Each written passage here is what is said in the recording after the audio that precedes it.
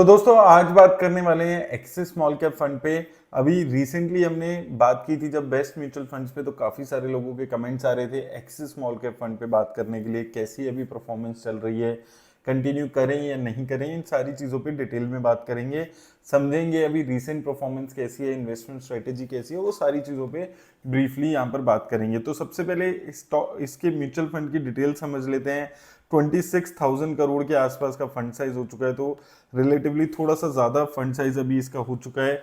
11 साल पुराना फंड है ये। और अगर हम कंपनीज की बात करें तो यहाँ पर majorly financial, health care, capital good sector में पैसा है, और 20% पैसा मिड कैप में और 66% पैसा स्मॉल कैप कंपनीज में लगाकर चल रहा है। और अगर टोटल देखें तो लगभग 130 कंपनीज है इसके पोर्टफोलियो में, लेकिन स्टेबल कंपनीज यहाँ पर ज्यादातर रहती हैं। जो हमने 3-4 महीने पहले बात की थी, जब मेजरली वही कंपनीज आपको देखने को मिलेंगी, KIMS, brigade enterprises, Cholamandalam finance, CCL products. और अच्छी बात क्या है कि किसी एक पर्टिकुलर कंपनी में ऐसा नहीं है 9-10%, 7-8% पैसा लगाकर चल रहे हैं, अलग थोड़ा थोड़ा कंट्रीब्यूशन करके चल रहे हैं, ताकि रिस्क को अपने मिनिमाइज ये कर सके। और आप देखेंगे लगभग सारी कंपनीज जो अभी होल्ड कर रहे हैं, एक साल पहले भी लगभग इसी प्रोपोर्शन में या इसके आसपास के प्रोपोर्शन में ये सारी कंपनीज इसके पास अवेलेबल थी। एक एचडीएफसी बैंक है जो इन्होंने 6-7 महीने पहले ऐड किया था, नहीं तो लगभग सारी ये कंपनीज आपको एक साल पहले भी किसी ना किसी प्रोपोर्शन में दिखेंगे।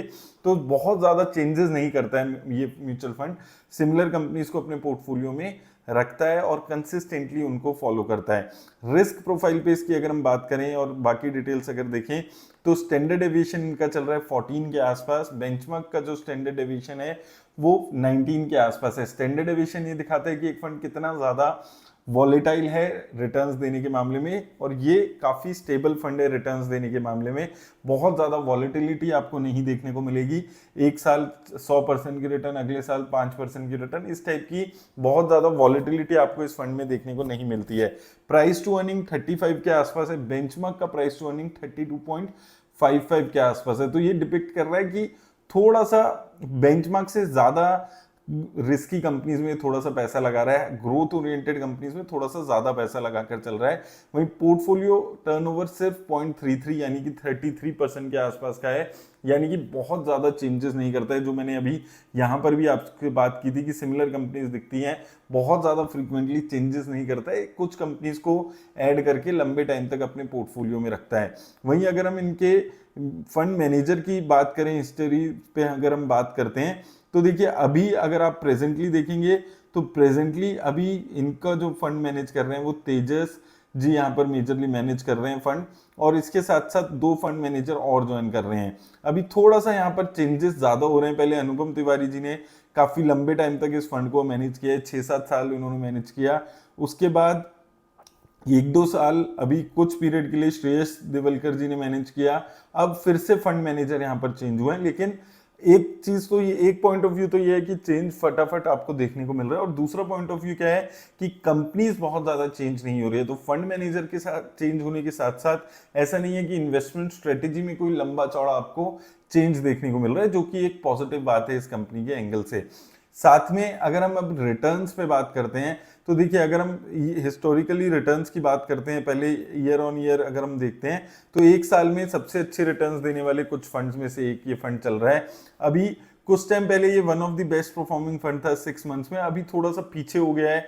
14% की रिटर्न है 6 महीने में। एक महीने में अगर हम बात करते हैं तो ठीक रिटर्न है, लेकिन एक साल में अगर आप देखते हैं तो 5% के आसपास की रिटर्न है। 10 साल में 19% के आसपास की रिटर्न है। बहुत ही कम म्यूचुअल फंड्स हैं जो 10 साल में बेंचमार्क इंडेक्स को बीट कर पाए हैं, और ये म्यूचुअल फंड उनमें से एक म्यूचुअल फंड है।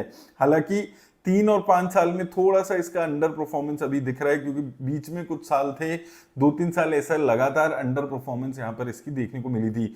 अगर हम उस अंडर परफॉर्मेंस पे चलें तो एक बार पहले यहाँ पर एसआईपी रिटर्न्स भी देख लेते हैं। एसआईपी रिटर्न्स भी यहाँ पर इसकी ठीक नजर आती है।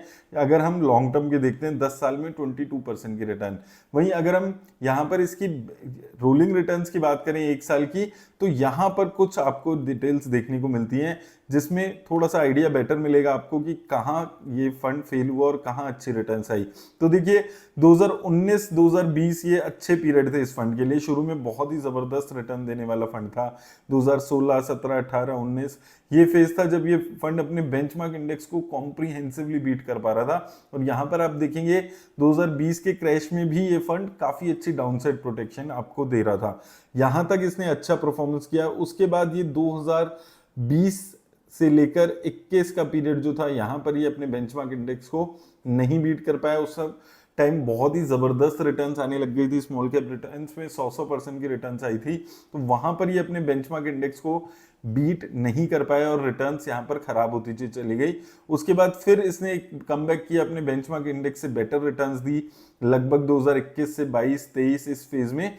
और अब अगर आप देखते हैं, अभी अगर आप देखें इसको धीरे धीरे, फिर से 2023-24 का जो फेज था वहां पे अंडर परफॉर्मेंस आपको देखने को मिली और अभी पिछले एक साल से फिर से ये अपने बेंचमार्क इंडेक्स को बीट करते हुए आ रहा है। तो अगर आप इसकी जर्नी देखोगे आपको एक चीज समझ आएगी, जब जब मार्केट में एक जबरदस्त शानदार रिटर्न्स आई, जैसे ये इस फेज में आई थी, उसके बाद अभी 2024 में आपको देखने को मिली थी, उस टाइम पे ये फंड अपने बेंचमार्क इंडेक्स को बीट नहीं कर पाता। लेकिन जब जब मार्केट में एक स्टेबल रिटर्न्स थी, जैसे बीच में एक 2022-23 में एक फेज आया था जब मार्केट में स्टेबल रिटर्न्स थी, 2019, 20, 16 उस टाइम पे स्टेबल रिटर्न्स थी और पिछले एक साल से थोड़ी खराब रिटर्न्स है।